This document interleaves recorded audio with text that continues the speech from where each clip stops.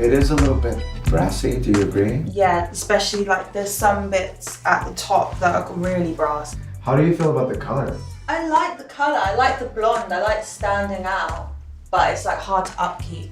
You know, it's all about the routine. When you take dark hair to a really, really blonde level, sometimes it gets dry. Yeah.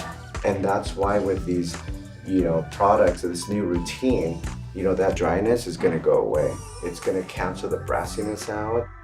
Okay, Ocean, this is your new routine. First things first, start washing your hair with a super hydrating Bond Lemire to illuminate your golden locks. Without any doubt, your best friend in this journey will be Cica Flash.